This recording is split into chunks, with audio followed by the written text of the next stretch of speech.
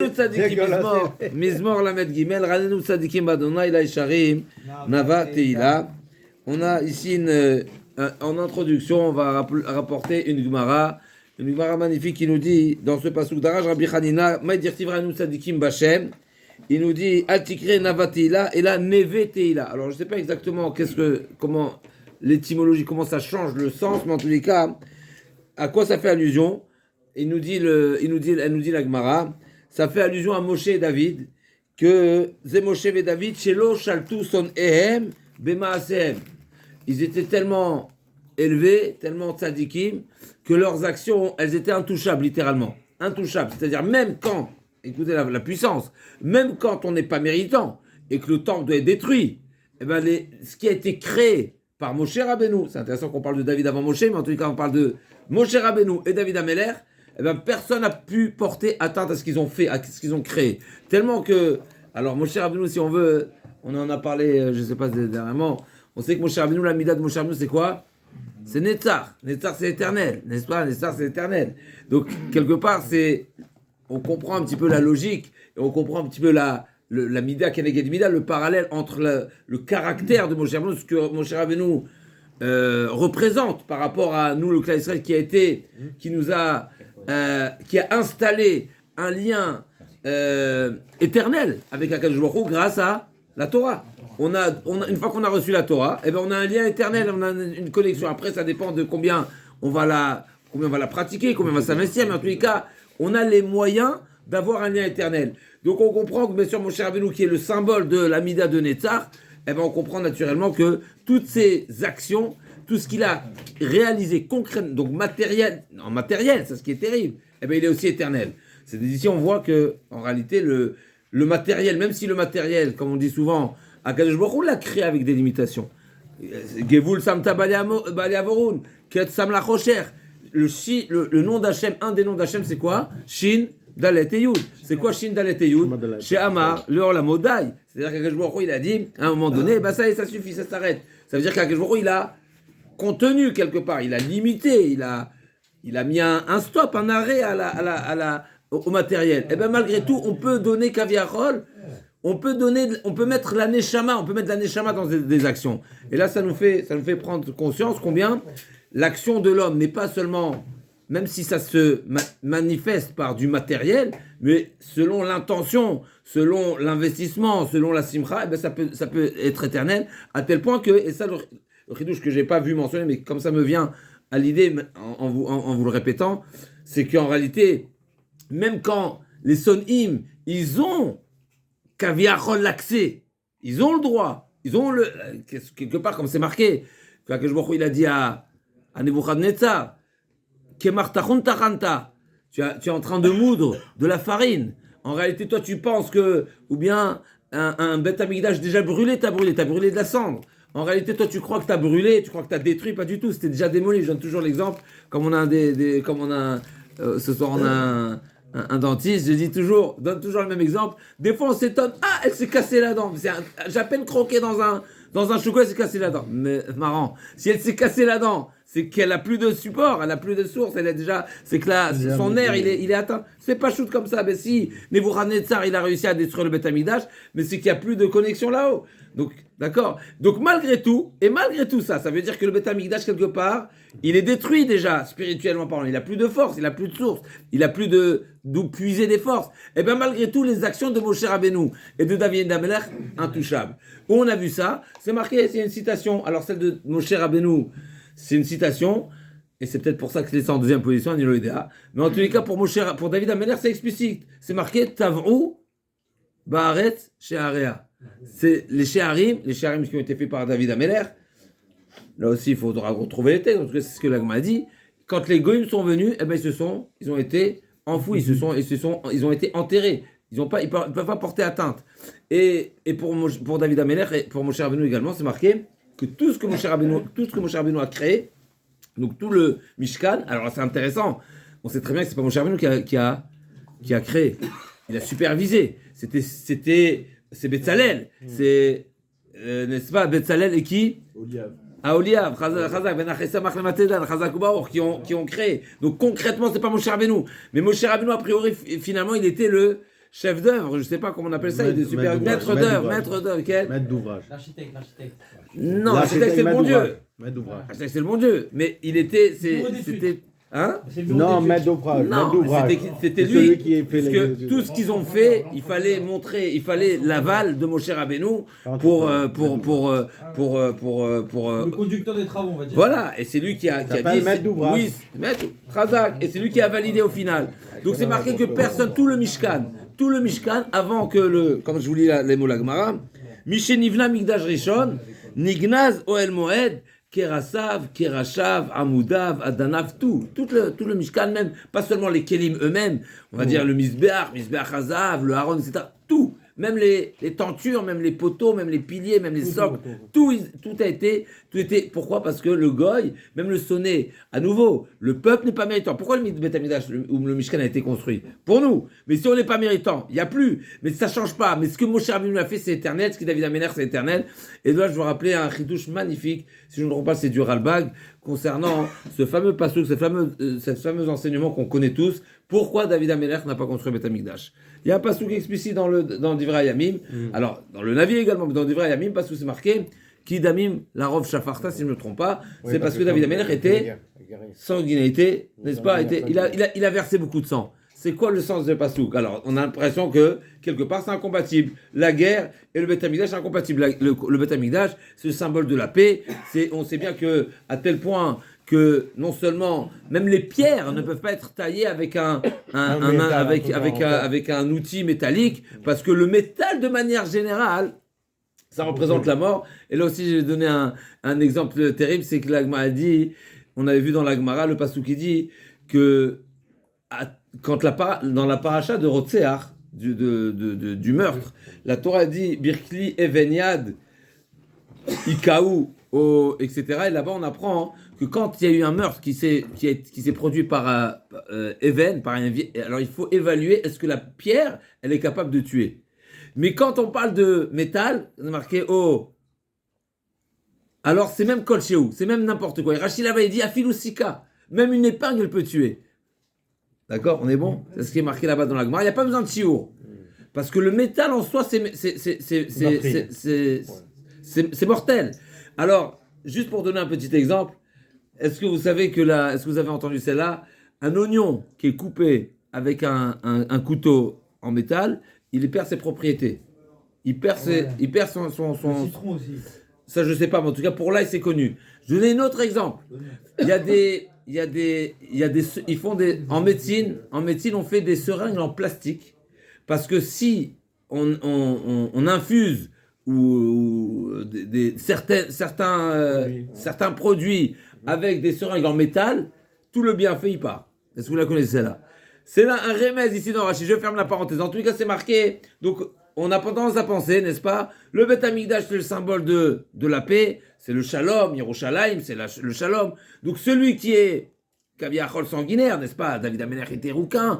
Même Shmuel, il comprenait pas quoi. C'est lui que je vais oindre en tant que roi. Il ressemble Chazé Shalom à Esav. Ouais, c'est Esav, mais c'est pas Esav. Lui, avant de sortir en guerre, il consulte d'abord le Sanhédrin. Il n'agit pas il n'est pas réactif, n'est-ce pas? Mais il est posé, il réfléchit. C'est pas le sanguinaire comme Chazvé Shalom, comme Esav, Amavdil.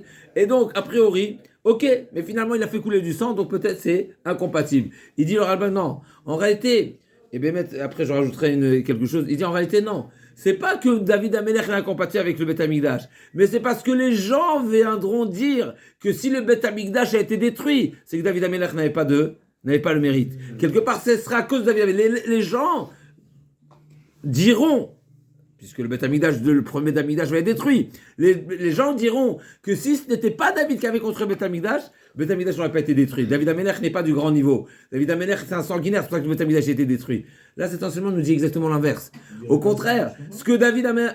C'est une bonne chez là, mais Shlomo, forcément, les gens ne vont pas dire ça. Pourquoi? Parce qu'il n'a pas fait de guerre. Lui, il est arrivé, tout était bien. Et nous, ce qu'on voit, c'est le résultat. Oui, non, mais c'est juste, c'est une bonne question. Mais les gens auraient dit que David Ameller, mais sur Shlomo, on ne peut pas dire ça. Parce que Shlomo Ameller, on ne peut pas lui reprocher qu'il était sanguinaire. Mais David Ameller, on aurait dit que la raison, c'est à cause des sanguinaires. Mais en réalité, on voit ici clairement que c'est pas du tout pour ça. La preuve en est que les Sheharim de David Ameller, ils ont été enfouis. Donc en réalité, c'est sûr que c'est faux de dire. C'est sûrement pas à cause de David Ameller que Beth Amikdash a été détruit, parce que ce que David Ameller a fait, malgré qu'il était sanguinaire, eh ben ils n'ont pas été, c'était intouchable. Maintenant, vous avez posé la question, alors, pourquoi, qu'est-ce qu'il dit le Passouk? Mais maintenant, le Passouk, à nouveau, le Passouk, il dit par rapport aux gens, ah, peut-être Bémet, c'est incompatible. J'ai une preuve, a priori, irréfutable qu'on ne peut pas dire que c'est incompatible. Pourquoi? Qui est celui qui a été un assassin, Kaviarol, qui a tué, et non seulement qui n'a pas été disqualifié, mais qui a mérité d'être Cohen? Pinchas. Pinchas, il a tué, il a mérité d'être Cohen. Donc toi, tu veux dire que, n'est-ce pas, que l'assassin, il est disqualifié? Effectivement, si c'est pas justifié, si c'est pas dans la bonne, avec la bonne mesure, avec les bonnes intentions, mais Pinchas, il est bien devenu Cohen. Ouais. Il est bien devenu Elioanavi, qui est mort à jamais. On lui reproche le meurtre. Mais mettre tout le peuple, donc là, Israël, ils ont dit, pour qui se prend Pinchas? Pour qui se prend pour tuer Nasi Shevet Israël? Qu'est-ce que Jour il a dit? Vous savez, je vais vous prouver que ce qu'il a fait c'est bien, il va être Cohen. Forcément, c'est que ce qu'il a fait c'est irréprochable. Sinon, il n'aurait pas pu mériter. David Ameller, c'est pas toute personne, n'est-ce pas, qui tue, que automatiquement il perd. Effectivement, c'est marqué dans les Midrashim que Yaakov Avinu il craignait, Avraham Avinu il craignait, c'est marqué que quand Avraham Avinu il est revenu de la guerre des Arba Melachim, etc., Akadosh Baruch Hu, il a dû dire à Avraham Avinu, Atira Anochim Agenlach Sechachra Arbe Meod, ne crains rien. De quoi il craignait? Il revient de la guerre. Avant de partir en guerre, on peut comprendre qu'on craint. Quand c'est marqué, Akadosh Baruch Hu a dit à Moshe Rabbeinu, Altira Auto Kibiatcha Natati Auto, n'est-ce pas, avec Og, Melech Habashan, etc. Et les Mefarshim disent, si Akadosh Baruch Hu il a dû lui dire ne crains pas, c'est qu'il avait une peur. Avraham Avinu revient de guerre. De quoi il a peur? Alors il y a plusieurs choses, plusieurs explications. Une des explications, c'est que peut-être il a commis un meurtre pas justifié. En tout cas, qu'il y avait certaines personnes qui étaient méritants, qui n'auraient pas dû mourir, n'est-ce pas, une balle perdue. Et donc, qu'est-ce qu'il va perdre? Il va perdre quoi? La Keuna. Pareil pour Yaakov Avinu. Yaakov Avinu, c'est marqué, Vaïra Yaakov Meod Ve'etzerlo. C'est quoi, Rashi, il dit, Vaïra Vaïetzer, c'est quoi ces deux peurs? Vaïra Shema Yehareg. Vaïra Shema Yehareg. Et c'est quoi le problème Shema Yehareg? Ah bah alors Yechashkem Lorgo, si t'es dans un cas dans une situation de danger. Mais t'as le droit de tuer, oui. Mais peut-être pas, peut-être qu'il perdrait quoi? La Keuna. Parce que, effectivement, un meurtre qui n'est pas justifié, un meurtre qui ne rentre pas dans, eh bien, effectivement, on peut perdre la Keuna. Comme c'est marqué, on répète souvent cette halakha, c'est marqué que le Kohen, aujourd'hui, halakha psuka, halakha b'shulchan aruch, un Kohen qui a commis un meurtre, même Beshogeg, il ne peut plus faire le Birkat Kohanim. C'est terrible. Est-ce que Tchouva ça marche, etc. C'est un sujet discuté avec le Rama, le Minag, etc. Mais on voit qu'ici, il y a une halakha terrible. Ça veut dire qu'effectivement, le meurtre, ça peut disqualifier la avoda. Et comme il dit, si je me prends Tosot, qui dit que les mains, c'est les tinorot à shefa, n'est-ce pas? On en a déjà parlé une fois, n'est-ce pas? Le tinorot à shefa qui passe à travers les mains. Et si les mains, ils sont tachés de sang, et bien, Kaviarol, ça peut être une catégorie na sésanégor. Les mains qui ont commis le meurtre ne peuvent pas être le tinor à shefa. En tout cas, pour revenir à ça, le Rav Tzadikim, qu'on a dit de ce pasouk-là, la grandeur des actions de Tzadikim. Alors, à nouveau, je ne vois pas comment ça rentre dans le contexte de Ranu Tzadikim Bachem. Peut-être, ça, on peut rajouter avec ce qui est l'autre pirouche qui dit, c'est marqué Ranu Tzadikim Bachem. C'est pas Ranu Tzadikim Hachem. Normalement, c'est quoi Ranu Tzadikim? Une rina. Il fait dire, on chante, les Tzadikim chantent Hachem, c'est-à-dire qu'ils chantent les louanges d'Hachem, ils s'adressent à Hachem. C'est quoi Bachem? Il nous dit le Chida, Kaviachol, Vatem Advekim, Efshar, il dit, comme c'est marqué dans le Zohar Kadosh, Vatem Advekim Bachem. Quand on dit Bachem, ça montre et ça exprime un dévek, un dibouk, c'est quelque chose de collé comme de la colle, qui est inséparable. L'onémar, l'Hachem l'onémar, Bachem, ça veut dire c'est vraiment collé. De où Kaviachol, Dvekut Gamour, c'est le Chida. Et donc peut-être Yacholiot, c'est justement celui qui a un niveau de Dvekut Bachem, n'est-ce pas, qui est collé à Hachem, littéralement, eh ben, il a cette force de de pouvoir, comme on a dit tout à l'heure, de pouvoir animer Kaviarol du Neshama, même ses actions. Donc ces actions qui peuvent être d'apparence matérielle, comme une construction d'un Mishkan, extérieurement c'est matériel. Ben non, tu veux savoir, c'est quoi la preuve qu'il y a une Neshama dans ces actions-là? C'est que les goïms ne peuvent pas porter atteinte. Et je me permets de rajouter que même les goïms eux-mêmes, ils savaient très bien qu'il y avait quelque chose de particulier dans le Beth Amikdash, comme on voit, comme c'est raconté, qu'ils n'étaient pas, ils avaient une retenue, ils avaient un frein de rentrer au Beth Amikdash. C'est pour ça que c'est les premiers qui sont rentrés, c'est des gens de chez nous. C'est parce qu'eux-mêmes, ils avaient ce frein. Juste pour continuer, Ranout Tzadikim Bachem, encore il dit toujours le Chida, il dit, Ken. Ok, non, ça c'est après. Ok. Alors, si on serait rentré. David, il a quand même fait. C'est mon deuxième introduction, il va nous dire le Malbim. J'ai qu'on en avait déjà parlé. Il nous dit comme ça. Il nous dit que Akadosh Baruch Hu, il a prévu dans son monde deux anagotes, deux manières de gérer le monde, de rêver, une anaga, comment on traduit une anaga? Une conduite, deux conduites, Razak, deux conduites. Il y a ce qu'on appelle la conduite du Teva et il y a la conduite, mais à la Teva.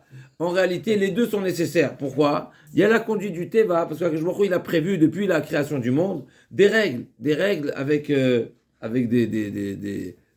pas, avec des lois, des limitations, d'accord? Et ça, c'est, si tout va bien, eh ben tout se gère en automate, comme on dit, n'est-ce pas? Ça se gère alors automate, ça ne veut pas dire qu'Akadosh Baruch Hu n'est pas là, mais ça veut dire que Akadosh Baruch Hu souhaite que justement, il y ait une apparence comme si c'était Kaviarol, parce que sinon il n'y aurait pas eu de Bechira. S'il n'y avait que des Nissim tous les jours, alors ça serait une atteinte à la Bechira, au Libra, puisqu'on voit manifestement la présence d'Akadosh Baruch Hu. Le fait que, malheureusement, on s'habitue à certaines choses, comme voir le soleil qui se lève tous les jours et qui se couche, et les pluies et tous les phénomènes naturels, si on peut dire ça comme ça, eh ben ça nous endort quelque part, et donc automatiquement il y a un enjeu, il y a le libre arbitre. Mais il y a également une deuxième, il a prévu également une deuxième conduite, un deuxième comportement, à savoir, quand on n'est pas méritant, Akadosh Baruch Hu va stopper, comme on le dit tous les jours, va s'arrêter à Shamaim, même si naturellement il est censé avoir, n'est-ce pas, le phénomène naturel, c'est qu'il y ait des pluies, etc., et qu'il y ait les saisons, etc., eh bien, il peut avoir un dérèglement, et comme il a dit le Rav il y a 2 semaines, de dire qu'il y a n'est-ce pas, un dérèglement climatique, comme on le dit, des fois on l'entend un peu trop, on a l'impression que Akadosh Baruch Hu, n'est-ce pas, il a abandonné son monde et qu'il n'y a plus de gestion. Non, pas du tout. Alors, ce qui est intéressant, mais il faut revenir sur ce sujet, parce qu'effectivement, il y a un Ramchal qui dit que des fois, l'homme, justement, Akadosh Baruch Hu, il a permis à l'homme, par son libre arbitre également, de dérégler certaines choses. Et peut-être ça va dans ce sens-là. Maintenant, c'est sûr, à nouveau, que ça fait partie également de la volonté d'Akadosh Baruch Hu de laisser croire à l'homme et de permettre un certain rayon, un certain périmètre de Kaviarol qui rentre encore une fois dans le libre arbitre, qui peut porter atteinte à ce que Akadosh Baruch Hu il a prévu originellement. C'est-à-dire, c'est sûr que les actions de l'homme peuvent avoir peut-être, à nouveau, si je ne me trompe pas, c'est un Ramchal explicite, mais même ça, c'est limité. Mais en tous les cas, ça, c'est la conduite, on va dire, qui reste dans le Der HaTeva. Et ensuite, il y a la conduite exceptionnelle. Akadosh Baruch Hu, il agit pour le tzaddik. Il va lui attribuer des grâces et des exceptionnels qui ne sont pas dans l'ordre de la nature, parce qu'il mérite. Et pour celui qui, Chas Shalom, il mérite une punition, il mérite un châtiment, il mérite une condamnation, et bien que je crois également va appliquer des peines qui sont surnaturelles. Et il nous dit le Malbim, c'est ça les deux termes qu'on retrouvera dans le Passouk. Il nous dit comme ça, je passe, Odou, donc, Ranu Tzadikim Adonai Le'esharim Navatila, Odou Lavon Mechinor, Menevela Sor Zamerulo. Alors, comme tout à l'heure, ça a été soulevé, il nous dit ici le Mefarshim, le Radak nous dit, Ki Kli Anigun, mais Orerim HaNefesh Achachama Veozrim Ota. Donc, il faut savoir que, effectivement, par le Nigun, par la musique, par la chanson, il dit Kli Anigun. Donc, Kli Anigun, il parle des instruments de musique. Et ben, mettre le Malbim également, il va dans ce sens-là, et c'est des notions qui sont très élevées. Et ben, ça éveille la une sensibilité de la chorma. Donc il y a quelque chose. Donc Ranu Tzadikim, d'accord. Odou Lachem Bechinor, c'est pas pour rien qu'on fait usage d'instruments de musique. Et on sait très bien que le kinor également, il y a des idées bien sûr profondes qui se cachent derrière. Combien de cordes, n'est-ce pas, avec combien de cordes 6, 7, 8, 10, n'est-ce pas, c'est des inanimes également de Kabbalah, ok. Shirulo Shechadash et Tivunagel Mitroua. Qui nous connaît Shirulo Shechadash, il nous dit le Malbim, justement, c'est quoi Shechadash? C'est parce que des fois, on constate qu'il y a des conduites d'Akadosh Baruch Hu exceptionnelles, et donc automatiquement, ça nous invite à faire un Shechadash. Puisque si on était dans de la constante, n'est-ce pas? Alors, ça n'a pas été nouveau. On peut découvrir quelque chose qu'on connaissait pas. On peut voir quelque chose. Mais quand on parle de Khadash, c'est forcément quelque chose d'inhabituel. Donc, quand est-ce qu'on est invité à faire un Shir Khadash? C'est quand il y a une anaga exceptionnelle. Donc, une anaga exceptionnelle, on est censé faire également un Shir Khadash. Et tout le monde, qui a char des varadona et vechol maaseu bemuna. Là, il nous dit le Malbim pour entrer dans les mots.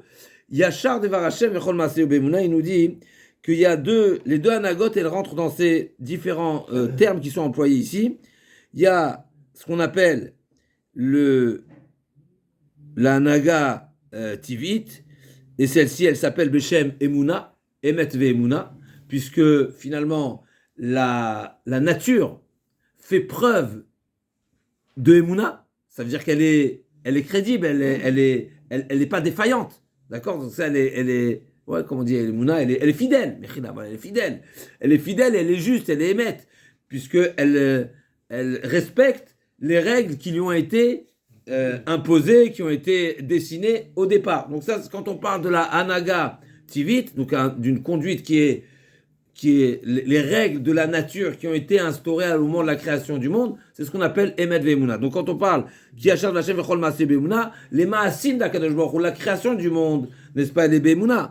Mais il y a également Yachar Devar Hashem, et il nous dit en général quand on parle d'une anaga exceptionnelle, c'est une anaga qui s'appelle Chesed, parce que Chesed, quand on parle de Chesed, c'est quelque chose qui fait automatiquement, c'est lié à un chesed, c'est quelque chose une bonté qui est exceptionnelle, et donc ça rentre dans l'ordre du pil-i, comme ça il appelle ça.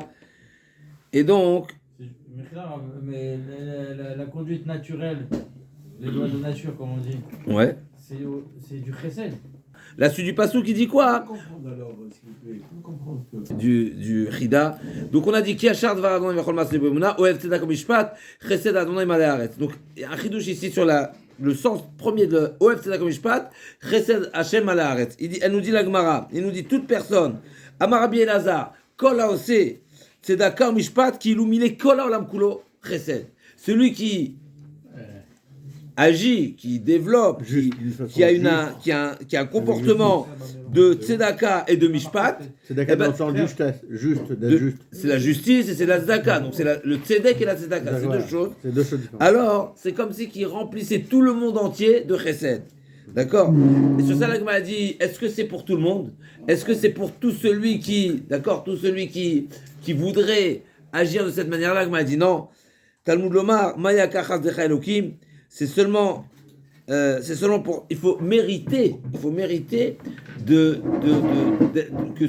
ton chesed, ton tzedaka et ton mishpat soient considérés comme parce que c'est marqué dans la Gemara que une personne qui est pas méritante, qui fait la tzedaka, comme ça c'est marqué si je ne me trompe pas, c'est Yirmiyahu Hanavi, mais je suis pas certain, qui a demandé que les Rechaïm, quand ils font de la tzedaka, que Akadosh Baruch Hu leur présente Anashim Shenam Meuganim, des personnes qui ne méritent pas cette tzedaka, qui n'ont pas vraiment besoin de tzedaka, pour ne pas que ça leur donne un salaire.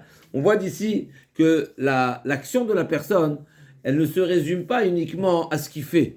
C'est-à-dire que le niveau et le mérite qu'il pourrait avoir de son action, elle dépend également d'une finalité qui n'est pas forcément dépendante de lui. Je m'explique. Ici, c'est marqué que celui qui fait tzedaka mishpat, c'est comme si qu'il a remplit le monde de chesed. Mais c'est seulement, il faut deux choses. Il faut pour ça que son chesed, que sa tzedaka et sa mishpa soit d'une il faut le mériter. Et donc, non mais tu aurais pu, j'attends la question, mais d'où je suis censé savoir que c'est une bonne personne. Moi j'ai fait ce que j'ai à faire. Le bon Dieu me dit donne, j'ai donné. Il y avait la de savoir à qui il faut Non, si tu sais, et tu fais, c'est pas un ridouche, mais si tu pensais que... Normalement c'est quelqu'un qui doit te faire un ridouche. Un petit ridouche du Rida. Le Rida, il nous dit c'est quoi l'étymologie, pas l'étymologie, mais la décomposition de Emouna. Dans Emouna, il nous dit le Rida, on retrouvera les mots, les lettres Amen, Chazak ou Baruch, et également Vavé. Il nous dit Amen, c'est quoi? C'est la valeur numérique de Amen? 91. 91, c'est Yudke Vavke et Aleph Dalet Nun. C'est la symbiose des deux Shemot HaKadosh Baruch Hu. Il nous dit c'est ça Emouna. La shlemout, on va dire. Chazak Emouna, je vous lis dans les mots, mais c'est intéressant parce qu'il le dit avec qu'on appelle ça avec recul, pas avec recul, avec ok, je vous lis. Il nous dit Vechol Maseh Emouna Shakol Neesa Alidé Malchut Venikret Emouna. Donc il commence à nous dire la mida de Malchut c'est Emouna. Si on rejoint ce qu'on a dit tout à l'heure, n'est-ce pas que la nature c'est Emouna parce qu'elle est fidèle, elle fait, et on sait que quand on parle de Malchut c'est ce qu'il y a sur terre. Donc le fait que les créatures d'Akadosh Baruch Hu sont fidèles, c'est la mida de Malchut, parce que c'est ici qu'ils ont besoin d'être fidèles, parce que là-haut, c'est normal, il n'y a pas de raison de ne pas être fidèle. C'est ici qu'il y a le problème des fidèles. Donc la Malchut en réalité, comment s'exprime la Malchut d'Hachem, si on fait un tchakchouka avec les deux Chidushim, c'est qu'en réalité, c'est la Emouna de la nature, c'est mida de Malchut, parce que c'est seulement dans la nature qu'il y a besoin de cette fidélité. Qu'elle s'exprime. D'accord, ça c'est le premier. Ou Betevat Emouna, il nous dit, Vavé chez Nitiachadou. C'est le Vavé alors. Le Vav, normalement, c'est Yesod, et c'est la Tchouva, c'est la Malchut, c'est les deux Midot. Il nous dit pas plus que ça, le Rida. Chez Nitiachadou, Vayou, Amen. Donc c'est Vavé qui sont devenus Amen. Amen, c'est 91. 91, c'est les deux Shemot. Gematria, Havaya, Yadnout. Vim Shagiti, Hashem Atov, Yechaper Be'ad. Donc il a dit, d'accord, quand il nous révèle des secrets, d'accord, d'un autre monde, et il dit, voilà, avec réserve. Si je me suis trompé, que Dieu pardonne. J'adore, c'est pas une... Ok, ça c'est le Chidouche. Alors, encore un petit Chidouche avec votre permission, parce que, voilà, on n'est même pas arrivé au milieu du Mizmor. Bidvar Adonai Shamim Naasu, vouloir vivre Kol Tsevaav, Konesken Mayam, Ten Baosor. C'est le premier passage. Bidvar Hashem Shamim Naasu. D'ici, on apprend quoi? Bidvar Hashem Shamim Naasu, la force de la parole. C'est marqué dans la Gemara. Toute personne, c'est une Gemara connue également, tout celui qui dit Vaïchoulou, d'accord? Vaïchoulou Hashamim Vaaretz, tout celui qui témoigne Vaïchoulou, tous les vendredis soirs, particulièrement, n'est-ce pas? Eh ben, c'est Keilou Nesa Shutaf, la Kadosh Baruch Hu et Maaseh Bereshit. Et, d'accord? Et donc, la Gemara nous dit, il s'associe à Kadosh Baruch Hu. Et d'où on sait, si tu me dis Nesa Shutaf, la Kadosh Baruch Hu, c'est-à-dire que c'est associé à la création du monde. Mais depuis quand, par une parole, on crée? C'est ce passage qui nous révèle. Bidvar Hashem Shamim Naasu. De même qu'Akadosh Baruch Hu, il a créé le monde quoi? Par la parole. Et la parole d'Akadosh Baruch Hu, elle a une force d'être considérée comme, pas considérée, c'est une réalité. Que la parole d'Hachem, elle est créatrice. Eh bien, la parole humaine également, elle est créatrice. Et donc, tu auras les capacités de créer. Le bon Dieu nous a donné la force de la parole c'est ça ce qui est la particularité de l'être humain. Nefesh, Ruach Memalela, n'est-ce pas? Le Vaya Adam, les Nefesh Raya, la particularité de l'humain, c'est la capacité de parler d'après le Targum, Nefesh Raya, Nefesh Memalela. Israël, Koach Shebapé aussi. Koach Shebapé, Enem Kol Shebapé, Kol Kol Yaakov. On y arrive, paracha de la semaine, n'est-ce pas? Kol Kol Yaakov, paracha de la semaine. Donc on a justement, en témoignant Vaïchoulou, eh ben on est réellement Shutaf HaKadosh Baruch Hu, à la parole d'HaKadosh Baruch Hu qui a été créatrice. Si on veut créer par la parole, ben associons-nous au bon Dieu qui crée par la parole, ben nous aussi on pourra créer par la parole. Amen.